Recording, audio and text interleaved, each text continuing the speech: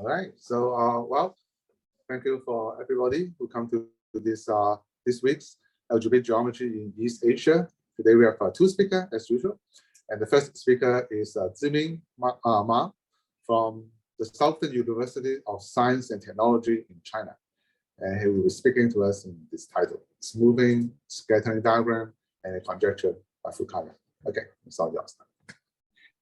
Yep, thank you for the invitation, and I'm really happy to give a talk here. So today I'm going to say something not exactly completely algebraic geometry, but it's kind of have part of it related to algebraic geometry. So maybe let me begin to say something about the motivation or the whole background thing. So this work is kind of motivated to study mirror symmetry. So let me begin to say a few words about mirror symmetry first. So first of all, it is a duality which comes from physics, but it can be formulated mathematically. So first of all, it is a duality between so-called A model and the B model. Now, the geometric object that we are interested in about this A model and B model are actually Calabi-Yau manifolds. So here you can see that these are two different Calabi-Yau manifolds. I would like to use this small omega to stand for the symplectic form. And this big omega is the holomorphic Wallen form.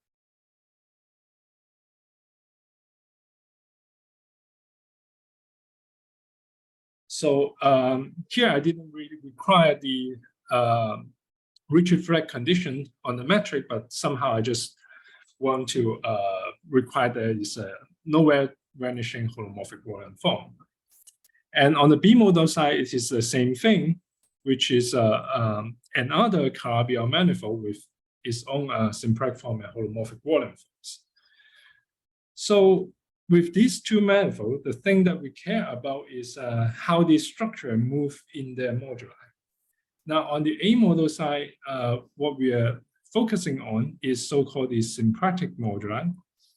So basically, it's just the Kähler cone, which consisting of those two forms which represent by a Kähler class.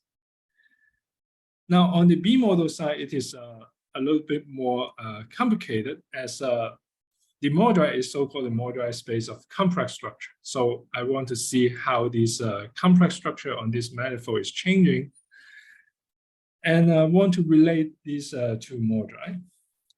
But actually, it's too difficult to consider the global thing. So we actually, in mirror symmetry, the most typical thing is we look at the so-called large limit. Now, on the A model side, it is so-called the large Wallen limit. So what I think about is the symplectic form will just going larger and larger and going to infinitive. So let me just say this is the large Wallen limit. And on the B model side, there is something called the large complex structure limit, which is due to the large Wallen limit. Now, it's a little bit more complicated to define, but maybe I will give examples about how it looks like later on. So the correspondent here is really just near this limit point. So actually, for the purpose of this talk, I'm only focusing on what happens very close to these two limit points. So when the structure is very close to the limit point, first of all, we expect a pair of mirror manifold. There is a change of coordinate in the moduli, which is so-called the mirror map. So the mirror map is an isomorphism which tells us how to relay this rather linear Kähler moduli to the rather nonlinear complex moduli of the mirror. Furthermore, actually, what we are interested in is the so-called structure that you can define using the Kähler form and the holomorphic Wallen form. So on the A model side, it is the well-known structure called the Gromov-Witten invariant. So basically, we are interested in looking at maps from P1 into this manifold exchange. And on the B model side, those things are called the period integrals. so rather classical object. Now you can also look at the open string version, which is so-called the Fukaya category, and also the derived category of coherent sheaf. So basically what it says is up to the mirror map, all these structures should be identified. Now this looks like something miracle, and we need to see why this thing happened as a mathematician, and there is a proposal called the SYC program. So basically what they suggest is the following. So mirror symmetry is explained by the following picture. So first of all, for a pair of mirror manifold, they have a special Lagrangian torus vibration over the common base. So the picture looks like this. These two is a mirror pair. And their relation for them to be a mirror pair is actually, well, let's say they are two n-dimension, real two n-dimension manifold. Then they will have a vibration structure over a common base B, or this one is B check. So this will be a real n-dimension. And the fiber is just a real n-dimension tori, just like in this picture. Moreover, this tori over the common point is due to each other. So this will help us to explain why the Kähler structure and the complex structure between these two mirrors is correspond to each other. So as you can see, probably there are some places that the fiber is singular. And I would like to call this singular loci to be just this small s. So here is this singular loci. Okay, so as you can expect, if there is no singular loci, then things work pretty well, as you can write, first of all, the symplectic side as cotangent bundle of the base manifold quotient by a lattice. And in that case, you can just completely construct mirror from this structure. So you just take the dual, because from the SYC, you know everything is a dual torus vibration. So just take the dual vibration, and this will give you the mirror construction very well. But as you can probably guess, that things are not that easy. So basically, in most of the situation, the singular set is non-empty. Now, this thing is typical of real codimension 2. So maybe let me say real codimension 2.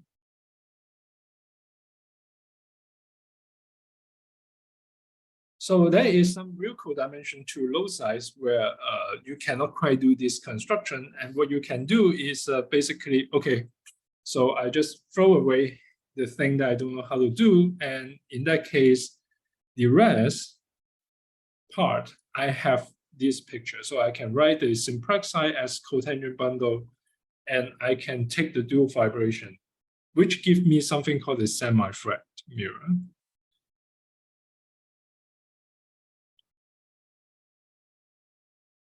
So probably you probably expect that this won't give you the correct answer.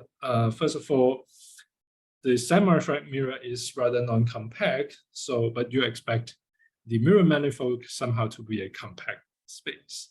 And also you throw away too much information. So basically it's not the correct answer. So we need to kind of correct the naive construction. So here comes the part about Fukaya's conjecture. So the question is, how do we correct the naive construction? Now, so his idea is we should use something called holomorphic disk to detect the singularity. So remember, we try to throw away the singularity, but somehow there is some information from there. So we need to detect the singularity. So for instance, suppose I have the symplectic manifold here. The vibration looks like this, and I have a singular fiber here. So the holomorphic disk will be looks like this. So it has a, so first of all, it's a disk mapping into the space X check. It has boundary lying on a smooth fiber. So basically, we are looking at boundary line on a smooth fiber. And this disk will hit the singular fiber. So somehow it should detect the presence of the singular fiber. You can think of this as a vanishing cycle towards the singular fiber. So actually, when we require this disk to be holomorphic, in general, we don't see this disk all over the base. So we just run over the base and look at each fiber and ask the question, which fiber bounds such holomorphic disk? And it turns out that there is a codimension 1 loci where you can see those holomorphic disks. So those loci, which we see those holomorphic disks, are called walls. So those are the walls. Now, so we should use this information to do something in our naive construction. But that is more complicated. So the above picture is the picture near a singular point, but there is a more complicated phenomenon, which is the other works appearing in the title, so-called the scattering phenomenon. So basically, it says that if you have more singular fiber, the holomorphic disk coming from those two fibers can interact and glue together, and you possibly see a lot of walls coming out from this gluing. So those are so-called the scatter walls. Now this can be get very, very complicated. But anyway, this is some information that we should input in our construction. So how to just use those information is there is a correspondence between this holomorphic disk and the loci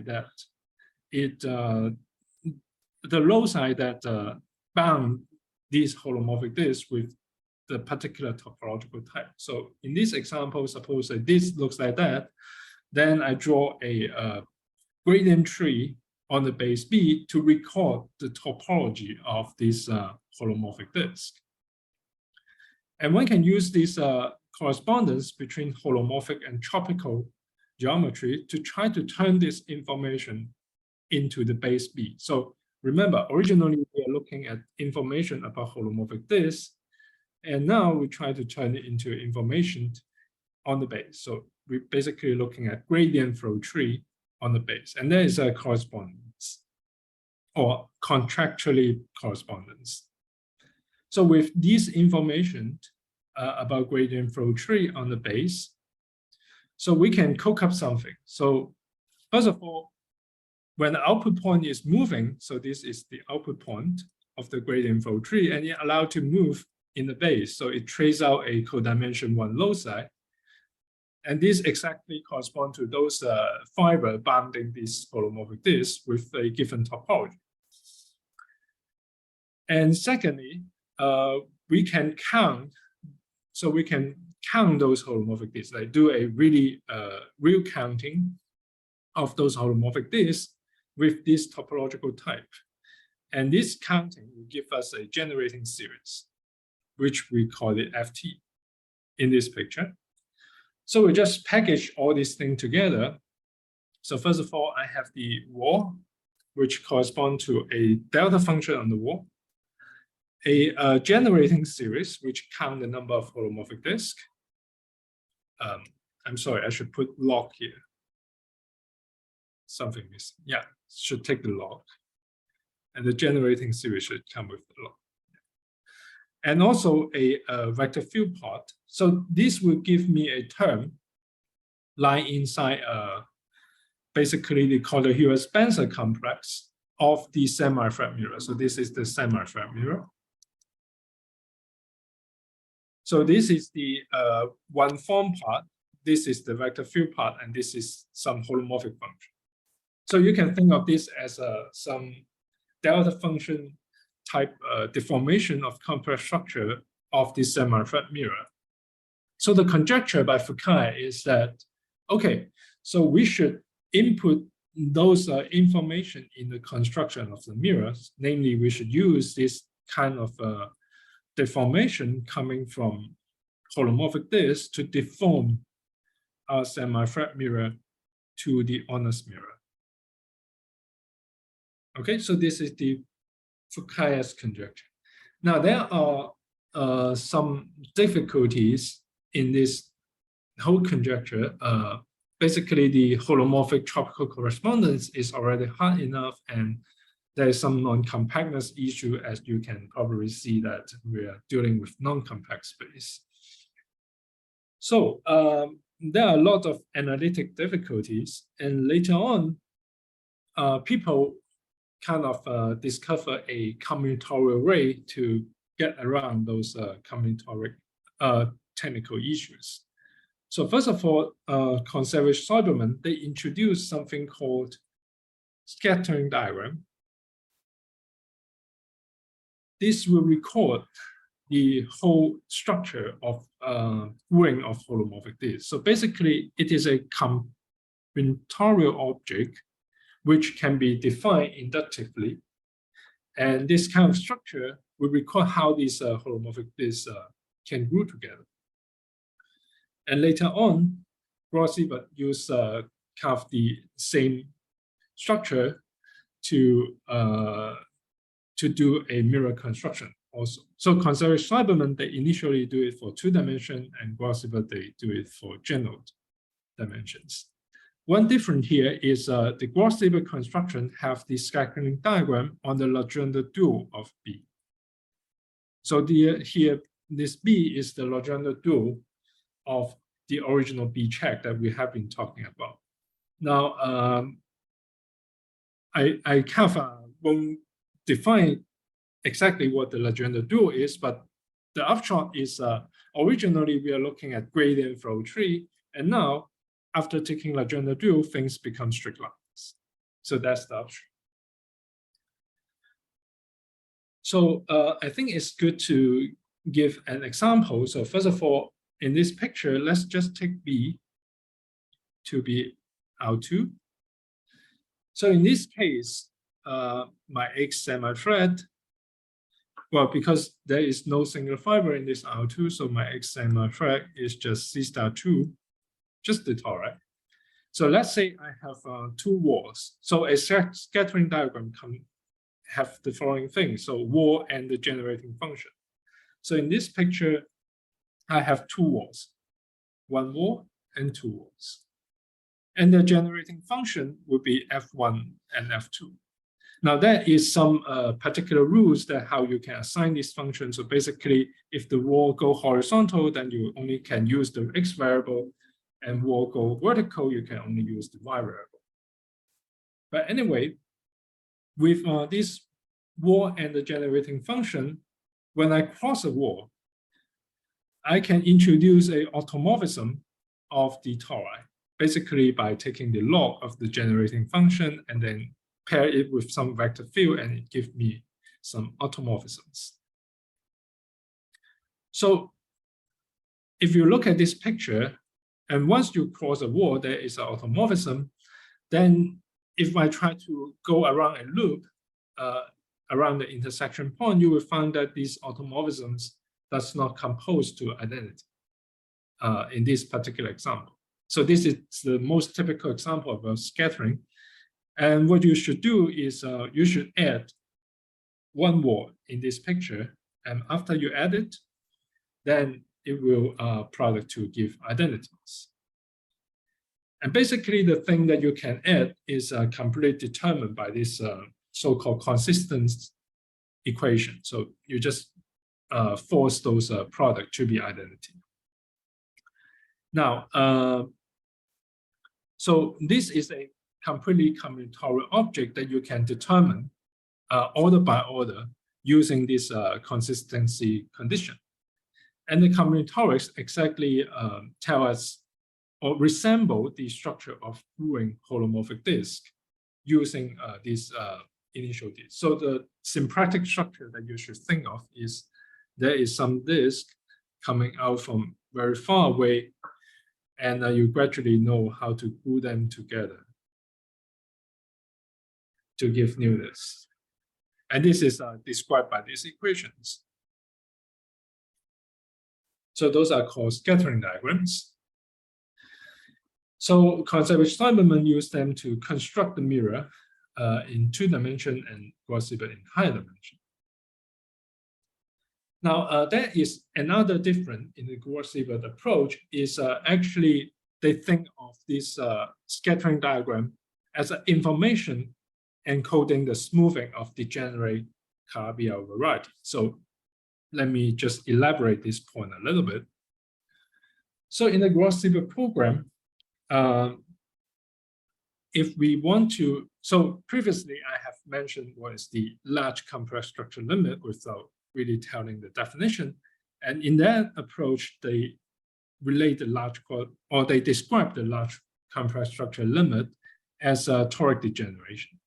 So basically, it's a degeneration into unions of toric variety along their boundary.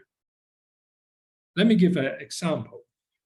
So for instance, I can look at octic hypersurface in P3 given by the Fermat polynomial. And in this case, I introduce an extra parameter Q, which is the Q that we have been mentioned. It's the complex parameter.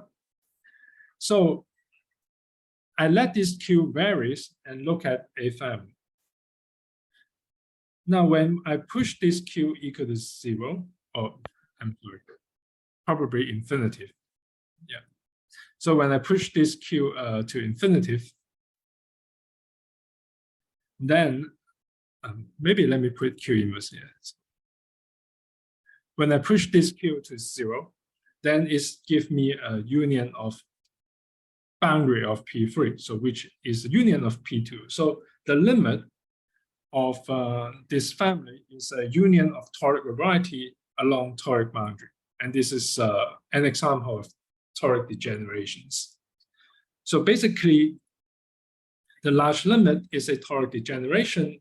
And in this toric degeneration, there is a toric moment map of each pieces. So basically, in this case, the X0 maps to the boundary of P3s.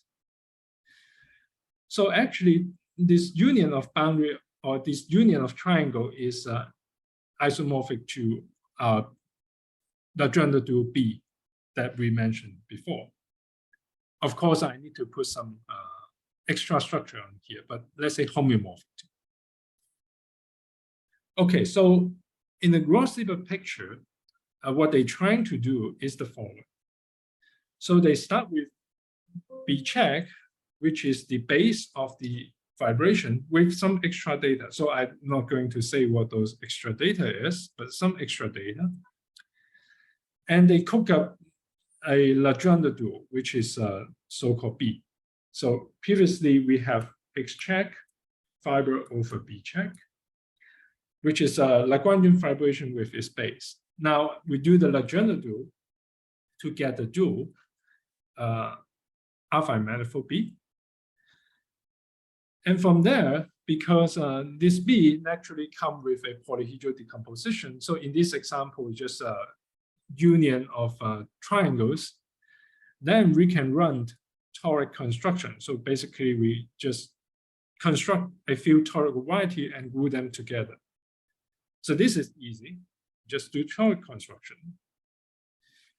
The hard part is actually to smooth this space out. So from the central fiber of this family, how can I reproduce the whole family? And this is the mirror construction or the smoothing problem. So basically, if you only care about the algebraic geometry part, then the question is, okay, suppose I have a union of several toric variety, how can I smooth it out to a Calabi-Yau manifolds?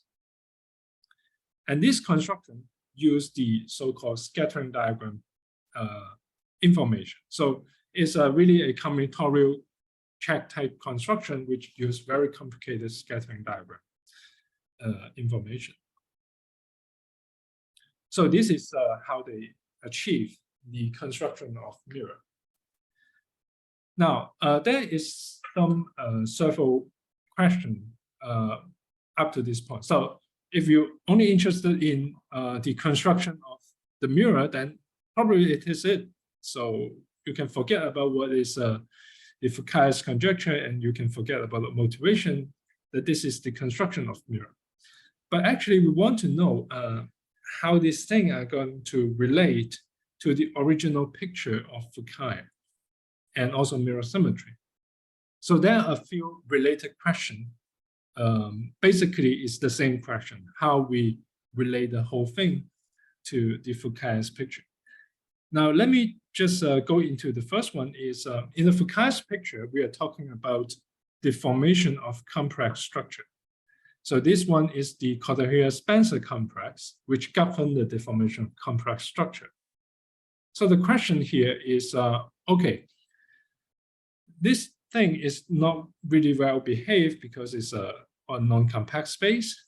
And in the Gros-Seibert picture, it is a deformation problem from the large complex structure limit into the smooth Calabi-Yau.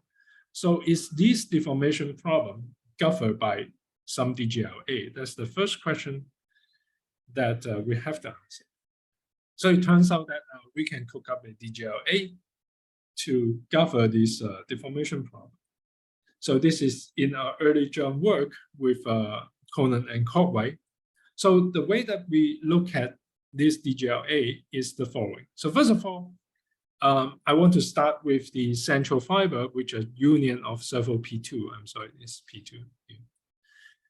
And I want to give it, or I want to associate to it some DGLA.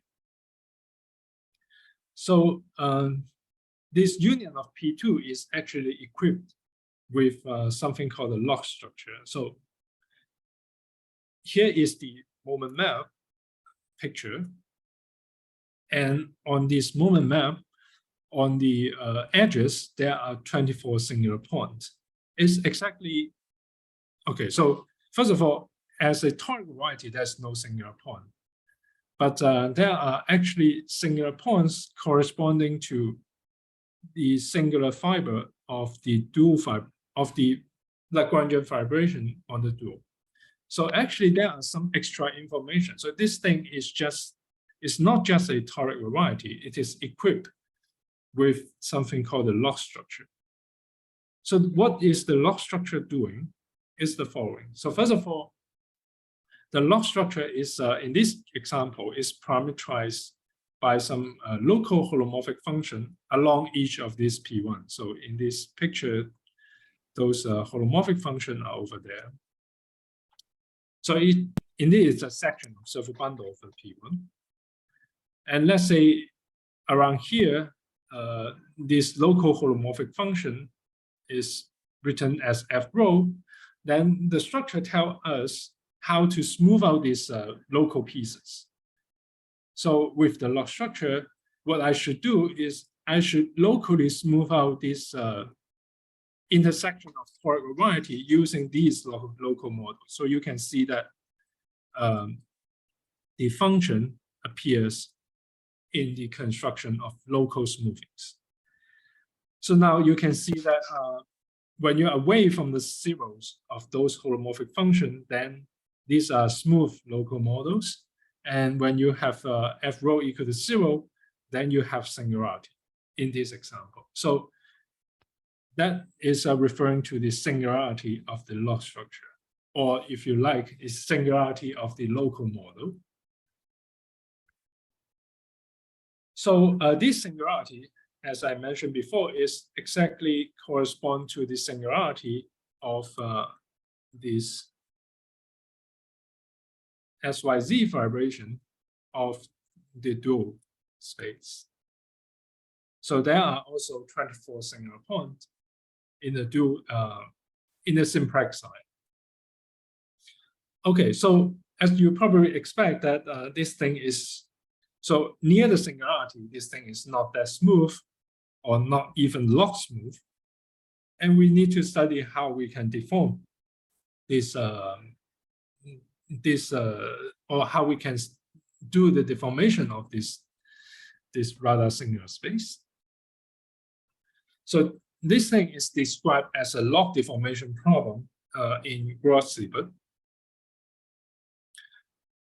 So you can just formulate a log deformation problem as following. So basically, the picture we have is here. I want to construct, so this is the central fiber. It's equipped with something called a log structure. So this dagger is referring to the log structure. So in this example, it's just given by a bunch of local holomorphic functions. So this log structure will control how can I smooth out this local model. So how can I smooth out this space x0 locally? So the picture is like I can cover this x0 by open covering. And on each open covering, I have a different local model that I want to smooth out the space. So the check approach will be just you found consistent gluing of this local model and order by order. This is basically how Gross and Siebert describe this problem. And what we are trying to do is, okay, so this is deformation problems. How can we cook up a DGLA? And the way that we do it is the following. So first of all, we can cook up a DGLA, and how we can construct it is basically on each local model. So let's say we look at this local model of smoothing. You can think of this as these examples. So on this local model, I can, first of all, take the relative tangent shift over the family and take its exterior power. So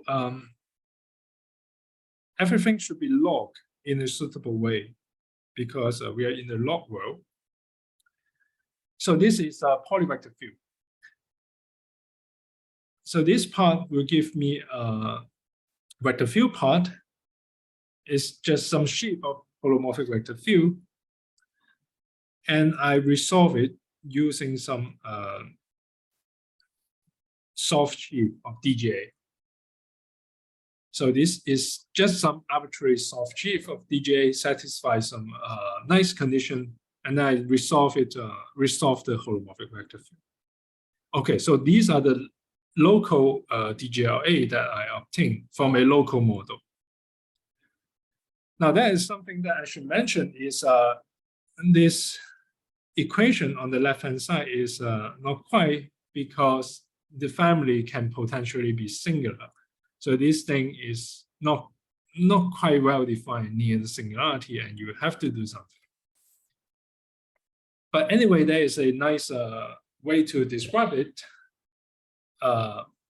And we can just use those sheaths appearing in Gross-Siebert.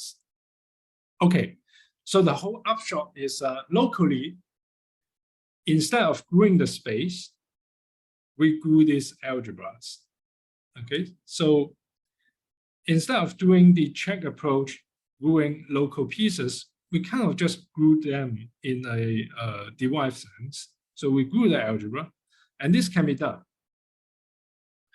So the algebra that we obtain, oh, of course, when we're trying to do that, the gluing of this algebra is not using scattering diagram. So we just glue them rather topologically. So we really not really glue the complex structure. We just want to glue them rather topologically. And the price we pay is in this algebra, there are operators. So let's say it's just a DGLA, and the operator is not completely well behaved. So the d bar square is only 0 modulo q. Okay, so I'm not quite get an algebra or a DGLA because d bar square is not 0. Well, this is exactly correspond to I'm trying to glue the algebra, not gluing the complex structure. So if I have d bar square equal to 0, then I have a complex structure. So we are not quite there yet.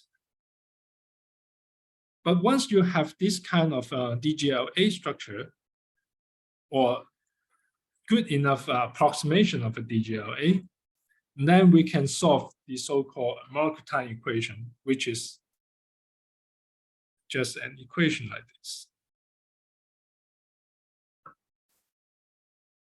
So we can use the BTT approach to solve the Markov-Time equation to obtain the smoothing. And that's the whole idea. So we first screw a very soft object, and then we use BTT approach to solve the equation. So instead of doing scattering, we can use a rather classical approach to look at this problem.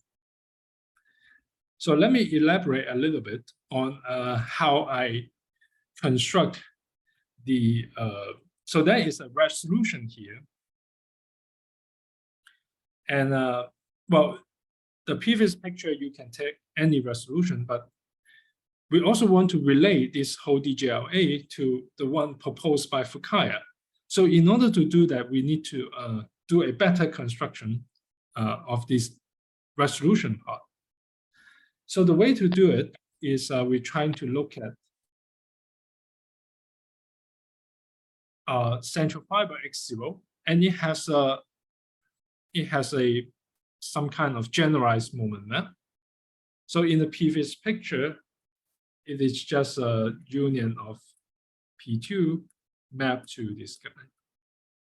So it's good to just remember this example.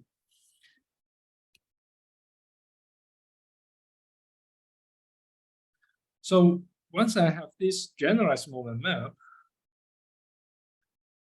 and there is a natural polyhedral decomposition of the base because you have the X as written as union of toric varieties. Now in this X0, there is something called the singular loci of the log structure. So in the previous example, I'm sorry. So in the previous example, the log structure, I'm sorry, some technical issue here.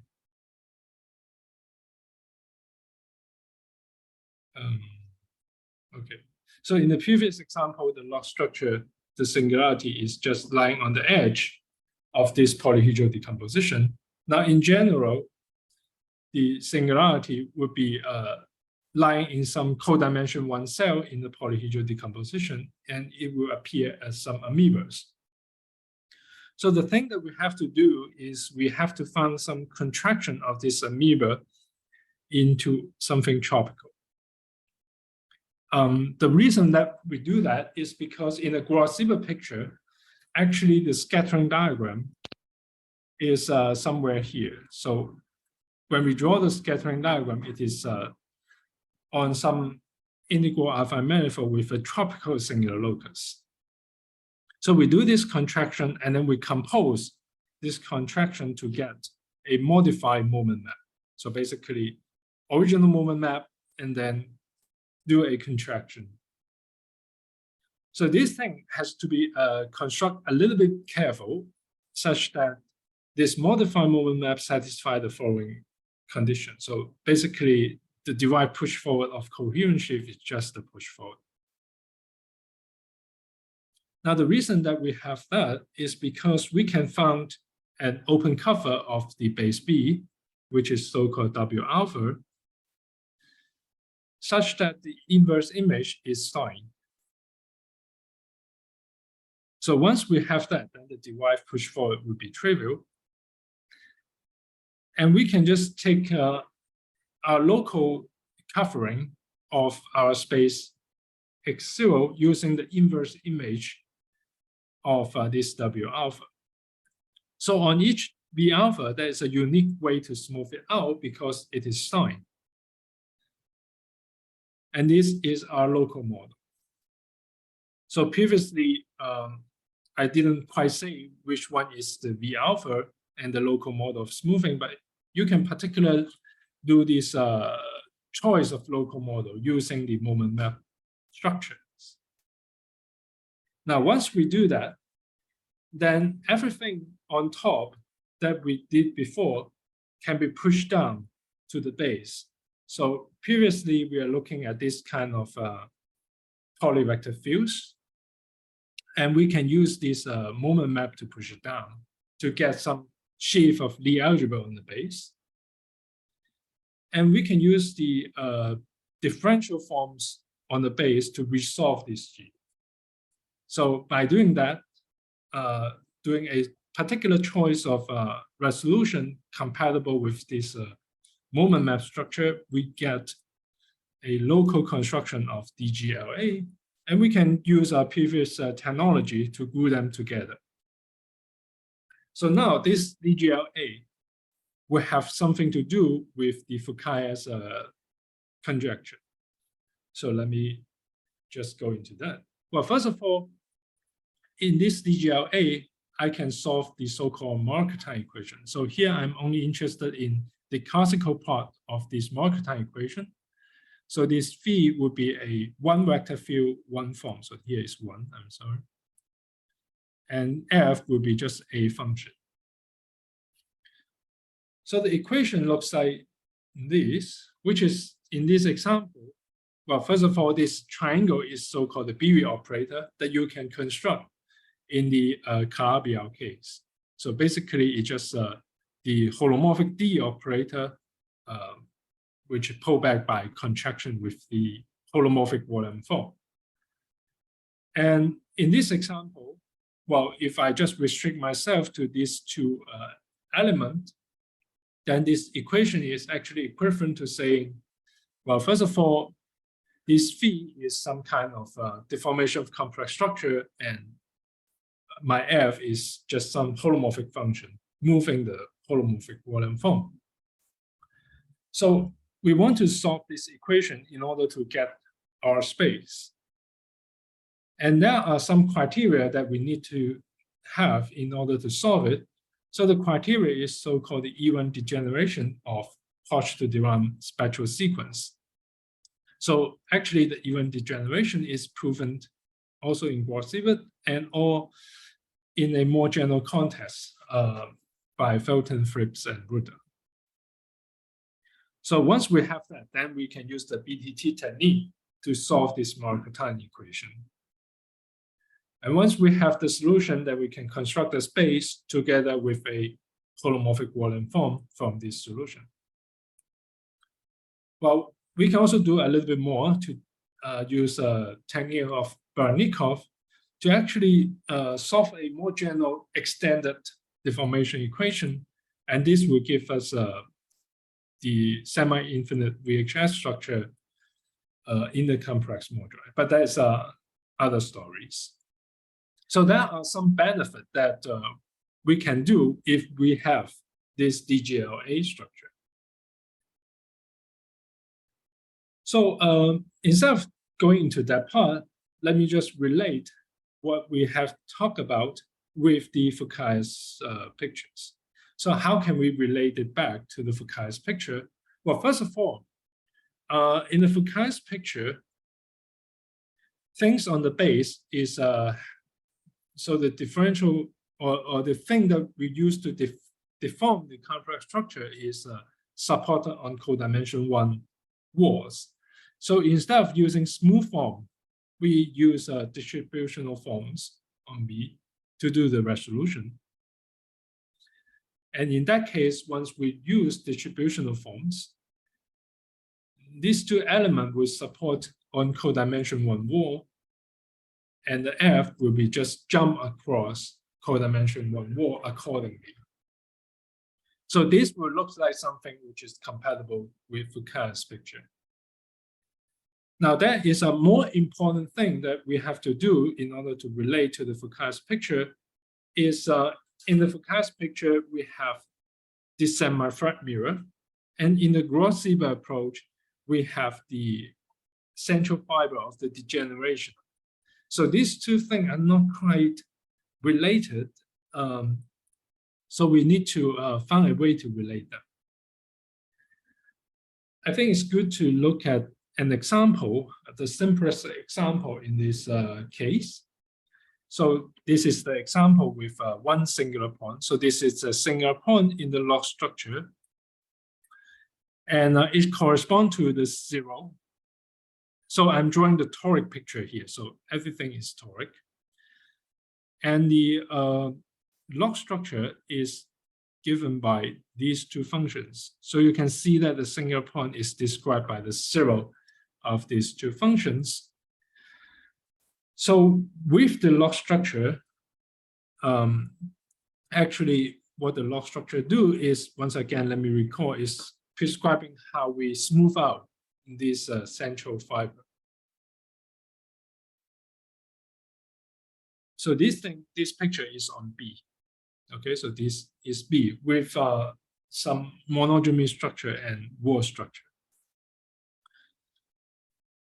So on this B, a vector direction will correspond to a monomial because we are in the toric moment map picture.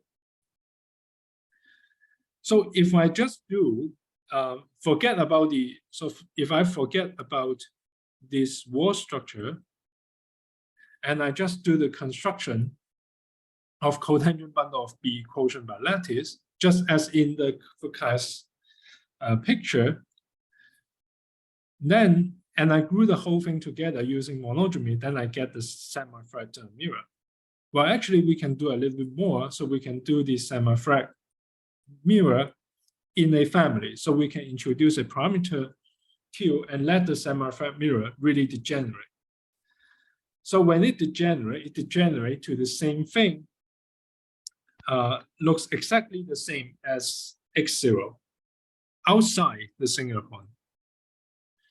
So I cannot fill in the singular point because the semi-flat model also don't have that singular point. So what we can do is a large part, we can let the semi-flat model degenerate just outside the singularity to a large part of X0. Now also on this X0, which in this example is written like that, it has a canonical smoothing which is prescribed by this wall causing function or by this function. So basically this function is here. So the difference between semi-flat and the honest smoothing is that in this picture, I have two ways to smooth out my central fiber because the semi-flat also degenerates to the central fiber outside possibly a very small part. But the way that I smooth out using the honest one and the semi-flat smoothing is different. So they are actually different smoothing. Or if you like, put it in the log term, they have different log structure. So in order to relate them or relate their associated DGLA, actually we found that the relation is exactly as follows. So the semi-flat DGLA, so I just construct everything using the semi-flat family instead of using the honest local model. Then I can write down a DGLA also. This will be related to my honest DGLA, not exactly isomorphic, but I have to add something. So I have to exactly add back this information from the so-called from the initial wall or from the log structure in order for them to be isomorphic. Okay, so the upshot is the semi-flat model cannot be isomorphic to the honest model unless you're willing to correct or move the semi-flat model. And the correction in terms of DGLA is exactly coming from the initial walls. So let me remind that this is not an infinitesimal correction, it's actually an actual deformation. Okay, so this is the relation between them and how I relate Gauss-Seidel program with Foucault's picture.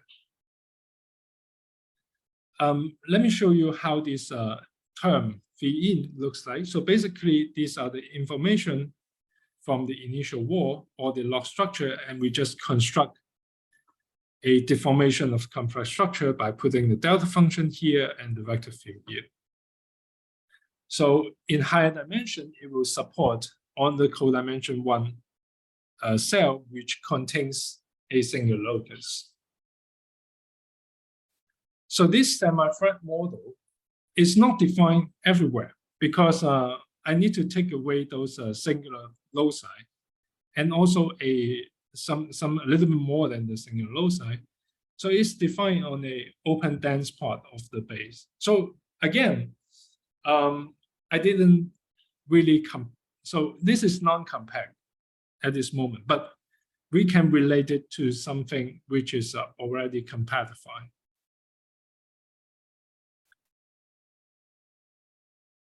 So once I have, so remember the global DGLA, this is somehow a DGLA for the compact space. And now we have a relation between this semi-flat DGLA and this DGLA, which is we use to solve for the smoothing. So suppose I solve for the smoothing, and that means I have a Markov solution for this honest DGLA, then I can pull it back.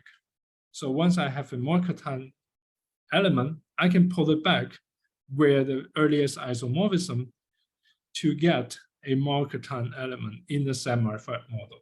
So more honestly, I restrict to a large open part and then pull it back.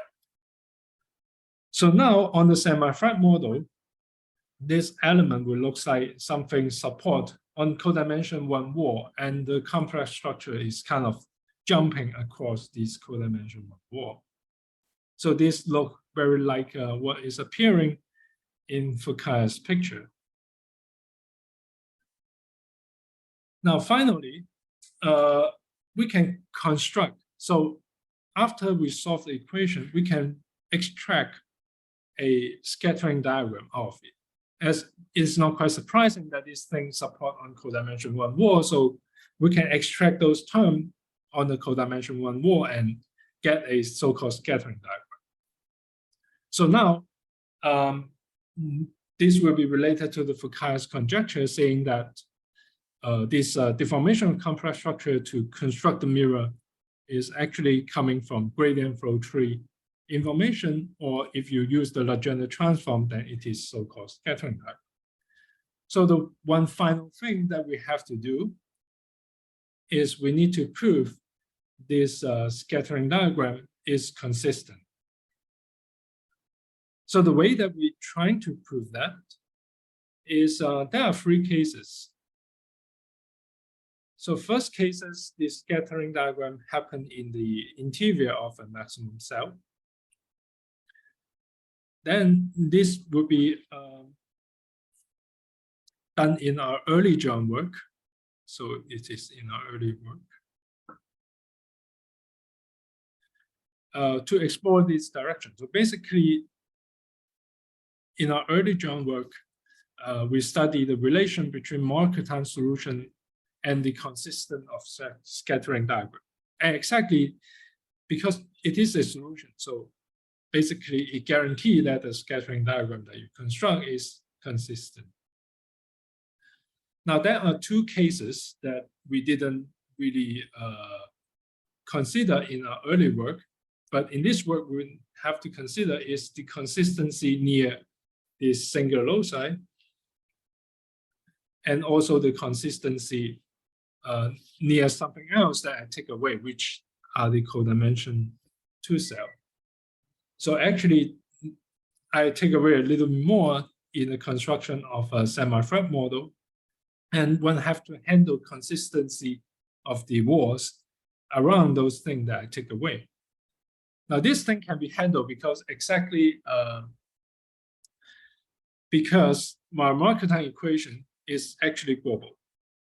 So we actually live on a compact DGLA, and it's come from a restriction of a solution in a compact DGLA.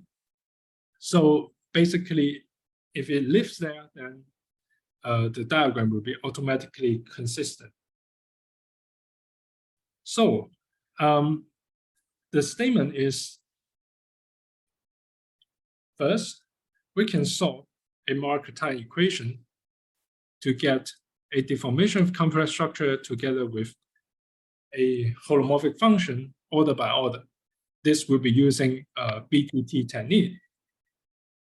And the second thing is we can extract from this solution to get a scattering diagram. And moreover, this scattering diagram is consistent. So consistency means, again, in the previous picture, that if you have two walls and then you need to add one more such that you do this path order product, it is equal to identity. So in the earliest part of this talk, this consistency is correspond to gluing of holomorphic disks.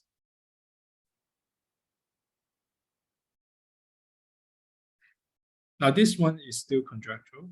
Well, it have been established in some cases, but it is another difficult part. So this is our theorem. And one final question that we can ask ourselves to really establish what Foucault has proposed is what is the relation between the consistency and the holomorphic disk appearing in full theory. So once this is established, then we have complete, there's a way to complete by Foucault to understand mirror symmetry in this way. So I think I should stop here and let me thank you for your attention. Well, thank you very much. So very beautiful work. Any question? Just unmute yourself and you can ask the questions. Yeah.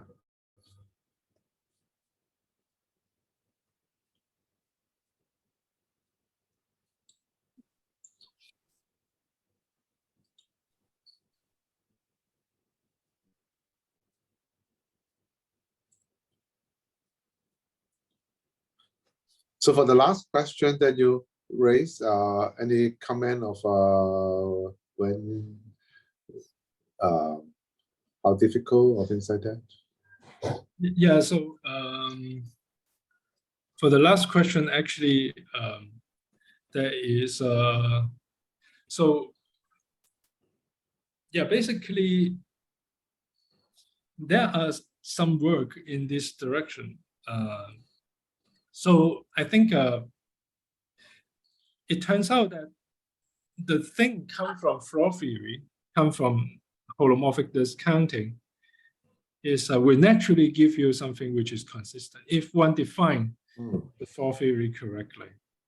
So most of the difficulty is coming from how the definition, and so once you define this thing correctly, then you should obtain the consistency automatically. Yes. But of course, there's some work. Even after you define it correctly, you have to show that this will give you consistency. Yeah.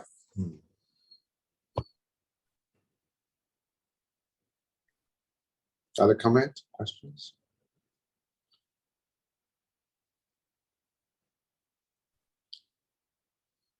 Well, if not, let's thanks the speaker again. Yeah, thank you. So stop share. So we'll come back. The next talk will start in 15 minutes. So we'll take a short break, and then we'll continue. The second talk will be by Zheng Hua. Yeah. See you later.